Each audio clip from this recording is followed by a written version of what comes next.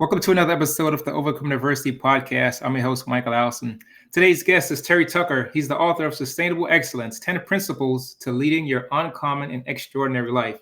Terry, welcome to the show, brother. How you doing, man? I'm great, Michael. Thanks for having me on. I'm really looking forward to talking with you. Man, thank you so much for being here. I've read through your story, man. You've had quite a few challenges in your life, man, to now the point you're an author and a motivational speaker. Can you tell us how did you even get to this particular point, man? Yeah, that's a great question. I grew up on the south side of Chicago. I am the oldest of three boys. You can't tell this from looking at me or from my voice, but I'm 6'8" tall and actually went to college at the Citadel in Charleston, South Carolina, despite having 3 knee surgeries in high school to play basketball. When I graduated from college, I moved home to find a job. I'm really going to date myself now, Michael, but this is when the internet was available to help people find employment. Fortunately, I found that first job in the corporate headquarters of Wendy's International, the hamburger chain, in their marketing department. That was the good news. The bad news was I lived with my parents for the next 3.5 years as I helped my mother care for my father and my grandmother, who were both dying of different forms of cancer. After that, I actually went to work for the hospital that cared for my father and my grandmother. Then I made a major pivot in my life and became a police officer. Part of what I did there was I was a SWAT hostage negotiator. After that, started a school security consulting business, coached girls high school basketball. But for the last 12 years now, I've been battling a rare form of cancer, a rare form of melanoma. And then finally, my wife and I have been married for 31 years. We have one child, a daughter, who's a graduate of the United States Air Force Academy and is an officer in the new branch of the military, the Space Force. Wow, man. Let's unpack that, man, because you've had quite a bit of things occurred in your life, man, and I think our audience could actually benefit from some of your experiences with some of the lessons that you could actually share. So if you can, you share something personal, man, where a big challenge that you're facing right now is cancer. Can you tell us a little bit about what was that like for you once you got the news, once you got the word, and how are you coping with that, dealing with that mentally, emotionally, physically, and how are people around you supporting you around that, man? Yeah, those are great questions. 2012, I'm a girls' high school basketball coach in Texas, and I have a callus break open on the bottom of my foot.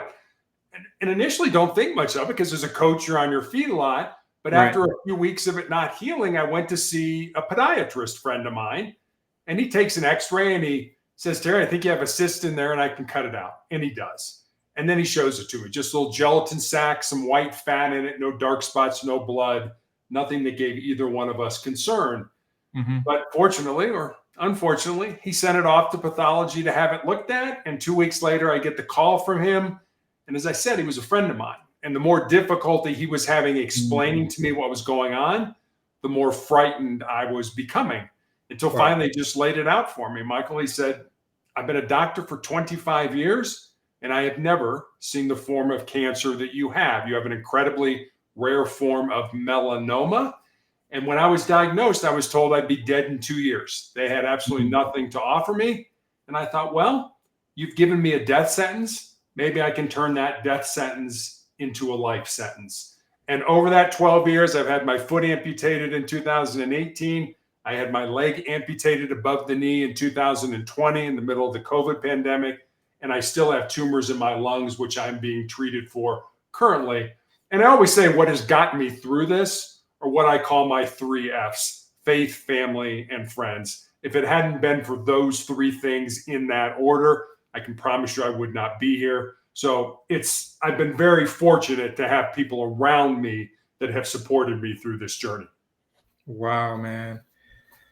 Okay, let's talk about those 3 F's. How important has faith been while you've been on this journey, man? Faith has been incredibly important. I've always been a religious person. I've always had a very strong faith in God.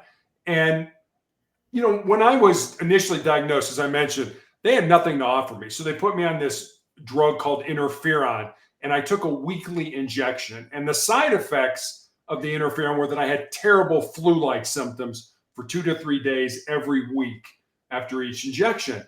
And I remember there was a point, and I took those weekly injections for 5 years. And there was a point where I was just so sick of being sick. that I literally prayed to God. I never contemplated suicide or anything like that, but it was just like I felt there were two camps. There was the living camp and the not dying camp.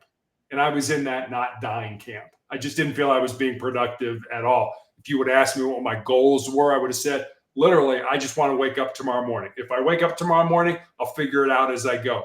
And so I prayed to die, but God didn't take me. He gave me the strength to go on. And I'll end it with this story. After I had my leg amputated and found out I had these tumors in my lungs, my oncologist showed me my CAT scan. And I have no medical background. I don't know how to read a CAT scan, but I look at it and be like, well, that sure doesn't look like it belongs there. You know, I had these big tumors in my lungs. I had fluid all around the pleural spaces. I was coughing up green, bloody phlegm. And I remember looking at my doctor and saying, how was I alive? And Michael, I will never forget this. He put his head down. He shook his head no. And then he looked up at me and he said, I don't know, because you shouldn't have been. Which said to me, God's not done with me yet. When I die, where I die, how I die, way above my pay grade. Don't spend time worrying about the dying. Spend more time focused on the living.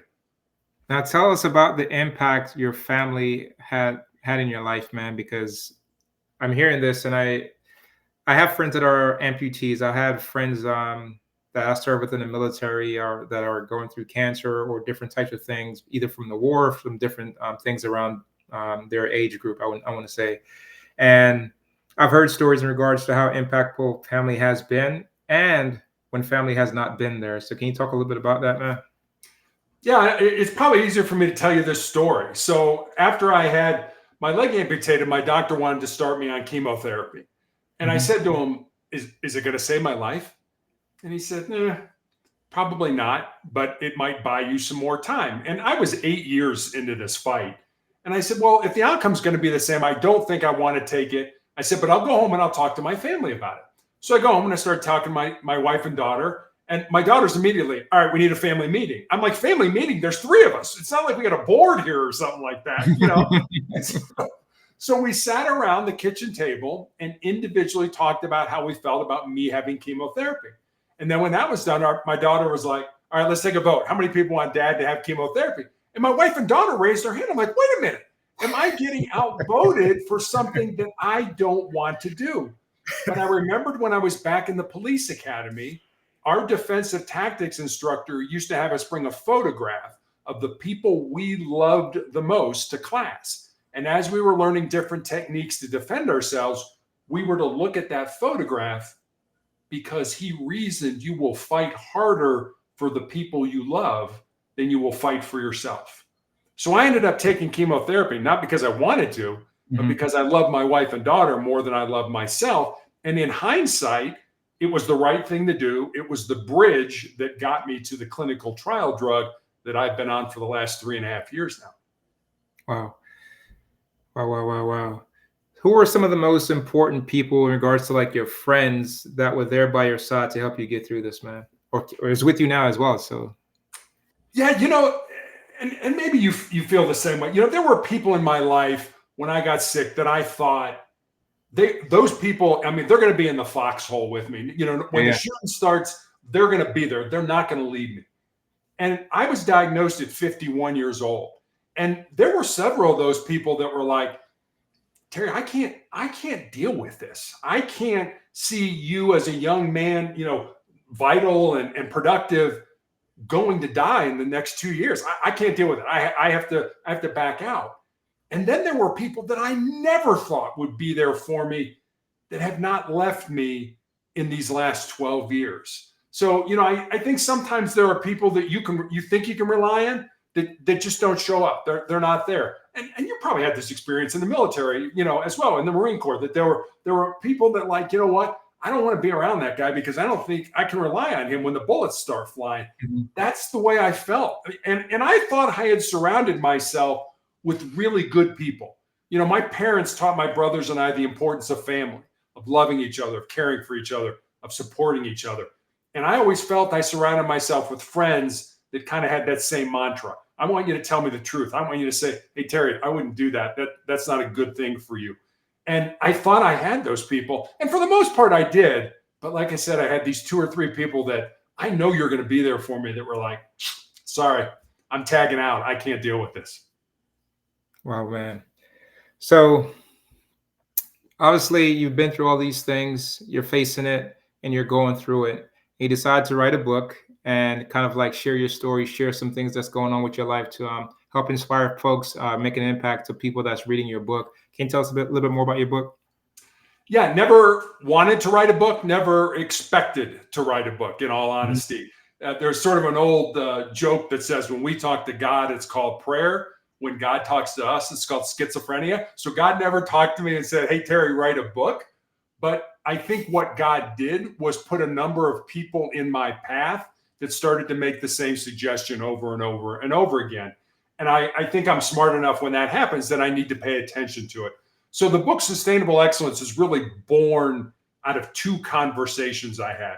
One was with Mhm. a former player that I had coached in high school who had moved to the area in Colorado with her fiance, where my wife and I live. And the four of us had dinner one night. And I remember saying to her after dinner that I was excited that she was living close and I could watch her find and live her purpose. And Michael, she got real quiet for a while. And then she looked at me and she said, well, Coach, what do you think my purpose is? And I Mm. said, I have no idea what your purpose is, but that's what your life should be about. Finding the reason you were put on the face of this earth. And there is a reason, using your unique gifts and talents and living that reason. So that was one conversation. And then I had a young man in college who reached out to me on social media and he asked me what I thought were the most important things that he should learn, not to just be successful in his job or in business, but to be successful in life. And I didn't Mhm. want to give him the, get up early, work hard, help. I didn't want to give him sort of the cliches that we all know. I Right. wanted to see if I could go deeper with it. So I Mhm. spent some time, took some notes, and eventually kind of had these 10 thoughts, these 10 ideas, these 10 principles. And so I sent them to him. And then I stepped back and I was like, well, I got a life story that fits underneath this principle, or I know somebody whose life emulates that principle. So literally during the 4 to 5 month period where I was healing after I had my leg amputated, I sat down at the computer every day and I built stories, and they're real stories about real people underneath each of the principles. And that's how sustainable excellence came to be. Man, that's awesome, man. That's awesome, awesome, awesome. So, can we discuss the importance of controlling our mind and how does that play a role in the battle with challenges that we face every single day? Because you're giving people advice through your book, and you're someone that is coming from an athletic background and now is facing this particular challenge. Can you talk about some of those things to help with our audience that's listening? Sure. So yeah, you kind of have to balance that. How, I spent my entire life being athletic, and I Right. played college basketball. I was on SWAT team. I was a police officer, and now I'm in a wheelchair and I don't have a left leg. How do you balance that? And what I found is when you can't do what you're good at, you do what's important. And Mhm. I really feel that what I'm doing now is important. And I'm going to tell you a quick story. When I was back in college at the Citadel, we had a president one year by the name of James Stockdale, who retired as a rear admiral from the Navy. And during the Vietnam War, Stockdale was shot down in his aircraft and spent 8 years as a prisoner of war in the infamous Hanoi Hilton prisoner of war camp, and actually won the Medal of Honor for his actions while he was a prisoner of war. And I didn't spend a lot of time around him. He was the president of the college. I was a cadet. But I remember being at an event with him where somebody asked him, who were the people that survived that brutality, that torture, that abuse? And he said, well, let me tell you who didn't survive. He said, Mm. it wasn't the big, strong, tough guys who thought that they could handle any kind of abuse or torture. And this next one surprised the heck out of me. I never thought about this. He said the other group that didn't survive were the optimists. He said these were the people that thought they would be rescued or let go by Thanksgiving or Christmas or Easter. And he said Thanksgiving, Christmas, and Easter would come and go. And he said they wouldn't be released and they would die of a broken heart. He said the Mm. people that survived were the people who understood what they could control, which according to Stockdale was basically the breathing in our lungs and the thoughts in our minds. Everything Yeah. else was at the discretion of the enemy. and controlled it. And Michael, I think that's where people kind of go off the rails. They try to control all these things in their lives that are totally outside their purview. And one of the things I recommend to people is that if you get into that space in your life, just take a piece of paper and write down everything that's bothering you, everything that's worrying you, that you're concerned about, that's causing anxiety. And once you have the list, then just go through it and cross out everything that you have no control over, and spend your time worrying about or concentrating on the things you can control in your life. Man, sound advice. Thank you for that, man. So, from your book, you have here a quote: "What you leave behind is what you weave in the hearts of others." Can you tell us a little bit more about that? Yeah, that's kind of a legacy truth, the way I look at that. And the way that resonates with me, most of us that are probably listening to this have either heard about or know about Fred Rogers. Mr. Rogers on his television show, Mr. Rogers' Neighborhood, educated so many young people, including me, on public television. 2003, when Fred Rogers died, his family is going through his effects and they find his wallet. And inside his wallet is a scrap piece of paper on which Mr. Rogers had written 4 simple words: "Life is for service." I think when you look at that, when you look at our lives, Michael, I've seen so many people that, feel like they're born empty, and that when they get out of school and they get into life, whatever that looks like for them, that they feel their job is to fill up their empty self. I got to get the best job and make the most money and live in the nicest house and drive the nicest car and have all the latest gadgets and gizmos. And what I find is it's just the opposite. We're not born empty. We're born full. We're born with Absolutely. everything we need to be successful, however you define that word, already inside of us. We just need to pull it out and use it to our benefit. So our purpose in life should not be to fill ourselves up.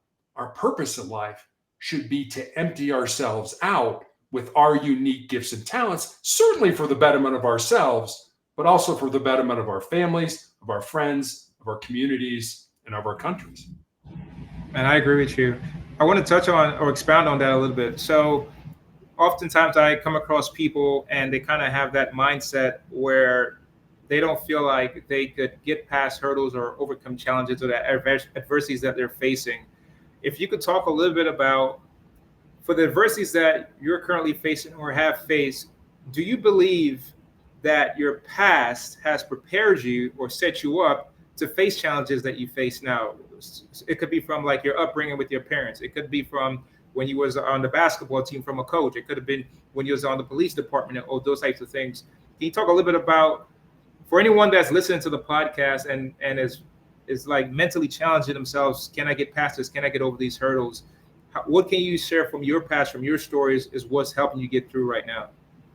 Sure. So I think you're right. I think you hit the nail right on the head. I think one of the biggest things that prevents us from doing things in our life is fear. We're afraid of it. And one of the chapters that I actually put in my book is titled this: "Most people think with their fears and their insecurities instead of using their minds." And in all honesty, I've done that in my life. I wanted to start something or get involved in a project, and it'd be like, oh, wait a minute, maybe I'm not smart enough. Maybe I don't have enough information, or what will people think about me if I fail? That's thinking with our fears and our insecurities. That's not thinking with our minds. And whenever I get an opportunity to speak, especially to young people, one of the things I always tell them, if there's something in your heart, something in your soul that you believe you're supposed to do, but it scares you, go ahead and do it. Because at the end of your life, the things you're going to regret are not going to be the things you did. They're going to be those things you didn't do. And by then it's going to be too late to go back and do them. So what I recommend, and I do this every single day of my life, I would tell people every day of your life, do one thing that scares you, that makes you nervous, that makes you uncomfortable, that's potentially embarrassing. It doesn't have to be a big thing. But if you do those small things every day, when the big disasters in life hit us, and they hit all of us. I mean, we get let go from our job. We find out we have a chronic or a terminal illness, or even something as simple as the plane you're leaving to go on vacation, your flight gets canceled and stuff like that. If you do those small things every day, the big disasters, when they hit, you'll be so much more resilient to handle them when they present themselves. Most definitely. I want to touch on the topic around leadership because you've been in quite a few different leadership positions, right? And then I'm going to assume when people see someone that's 6'8" tall, they think of you much more as an authority figure or something like that, or you might be famous or something that's tied to that. Can you talk a little bit about leadership when it comes to you, where let's just say, for example, you're no longer doing some of the things that you did as a leader, but you still have all of those same skills, those same qualities that you already possess within yourself now, but now it's in a different manner, it's in a different factor when it comes to your speaking, your career, your authorship, or being on podcasts and things around that. Can you share with our audience that may be struggling with their capacity for leadership? What are some things that they could start doing based off what you've done, what you've experienced in your life, that they could start employing in their lives now? I mean, that's a great question. And in all honesty, you're probably much more qualified being a former Marine, or I guess you're never a former Marine. You're always a Marine, right? I was a Marine. Always a Marine. I was always told that with the guys that were Marines on the police department. But one of the statistics that I heard that I thought was amazing was that 163 of the Fortune 500 companies are run by members who were part of the United States Marine Corps. Mm-hmm. And that says something about the leadership training that all Marines get, whether it's the lowest person on the totem pole or whether it's the commandant of the Marine Corps, whoever it is, that leadership aspect. And I think it goes back to the quote that I talked about with Mr. Rogers, that life is for service, that if you use your life in service of other people, in the Marine Corps, officers eat last, leaders eat last. You take the responsibility for the mission and you support the people that handle that mission. And so much in today's society seems to be, it's all about me. Yeah. I'm important. Nothing else matters.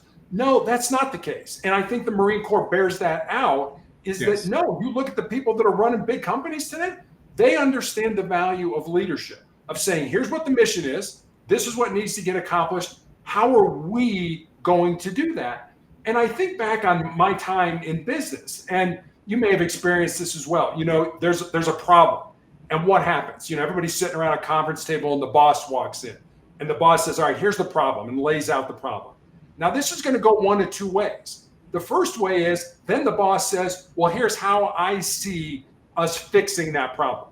And this is, but I want to hear from the rest of you. Let's go around the table. Now, most people in their right mind are never going to say something contrary to what the boss just said. So they're just going to parrot back what the boss said in some form. But a better way to handle that situation is for the boss to come in, outline the problem, and then sit back and say, what are your thoughts? What are you people who are in the trenches, who deal with our customers and our clients every day? What do you people think is the best way to solve this? And then sit back and listen to what other people. You're basically engaging people and you're empowering people to say, hey, you're closest to the problem. How can we fix this? And if you do that, you're going to get all kinds of input from people on how a leader or how they see you can solve that problem. So I think it's about empowering, caring for, and giving people what they need to be successful in life. That's what leadership's about. Most definitely, man. So I was also reading that you have 4 truths that helps you navigate through challenges and adversities. Can you share that with our audience, man? Yeah, we've covered a couple of them. First one, control your mind, or your mind is going to control you. The second one is embrace the pain that we all experience in life and use that pain and difficulty to make you a stronger and more resilient individual. The third one is the legacy truth that we just talked about, that what you leave behind is what you weave in the hearts of other people. And the fourth one, I think, is pretty self-explanatory. As long as you don't quit, you can never be defeated. And I refer to those 4 truths kind of as the bedrock of my soul. I just think they're a good place to try to start to build a quality life off of. Most definitely, man. As we get ready to wrap up, for our listeners that's listening to this show right now, from your life and all the things that you've experienced, from some of the stories that you've shared from your book, what are some key takeaways that they could take from your story, man? I'll give you a line that I love to use, whether I'm talking in person or whether I'm doing it on podcast. And it's a line from a book called Farewell to Arms that was written by Ernest Hemingway. And the line is this: life breaks everyone, and afterward, many are stronger at the broken places. I know that's been true of my life. I know on those times where, I find out I've got tumors in my lungs, I'm going to lose my leg right in the middle of the COVID pandemic. It's like, how bad can this get? How much worse can this possibly get? Well, can I use that ugliness? Can I use that pain? Can I use that adversity and make something positive out of it? And I think I could. I think I have done that, because that was 4 years ago that occurred for me. So life is going to break all of us. It's going to beat you to your knees, whatever, professionally, personally, emotionally, whatever it ends up being. But can you rise? Can you understand that, for example, if you break your arm and they put it in a cast, when it heals, the area where the break was will be stronger than the other part of your bone. That's a metaphor for your life. That's the way you should live your life. Breaks you, you figure out a way to get stronger from that breakage. And then let me end with this story. One of the nurses who continues to take care of me, or used to take care of me when I get my treatments, was a young nurse, about 25 years old, and she was learning how to do things in the unit where I get treated. And about 6 months later, she was taking care of me by herself. And she came in and she said, "Terry, I've got a story I want to tell you, but I don't know if I can tell it to you." And Michael, I didn't know how to respond to that. It's like, what do you say when somebody says that to you? It's like, well, I hope you decide you want to tell me. I would like to hear it. So she's in and out for the next couple hours, and then finally comes in, sits down. She says, "All right, here's the story." She said, "When I first met you, I was going to get out of nursing. I had a good friend of mine die. I was in a really dark place. I talked to my family. I was going to quit nursing, and I was going to go to work for Amazon." And she said, "And then I met you. Mm-hmm. And I see what you go through. I see all the side effects that this medication, how it beats you up pretty much. And then I went back in your file and I read everything that's happened to you over these last 12 years. And she said, when I finished reading your file, I knew I was where I was supposed to be." Now, if she would have never told me that story, I would have had no idea that my life had had a positive impact on her. So anybody out there who's listening to us that thinks my life doesn't matter or what I'm going through, nobody cares, I can promise you there are people, maybe people you don't even know, that are watching how you handle your adversity, the courage that you're putting forth, and would give almost anything they have to walk 5 minutes in your shoes. So understand your life matters, and how you live your life matters as well. And that's awesome, man. True testament, man. I appreciate that. Terry, how can folks find you, book you on their podcast, find your book, get you for speaking engagements, man? Where can they find you? Yeah, I have a blog/website called Motivational Check. Every day I put up a thought for the day, and with that thought usually comes a question about how maybe you could apply it in your life, recommendations for books to read, videos to watch. You can leave me a message. That's all at motivationalcheck.com. Well, thank you so much for being a guest on the Overcome University podcast, Terry. It's been a pleasure, man. Michael, thanks for having me on. I enjoyed this. Absolutely. Until next time, guys, God bless. Ain't it all? Couple dollars in my pocket, no income and go. Been working on my body, getting healthier. Thank God for clarity.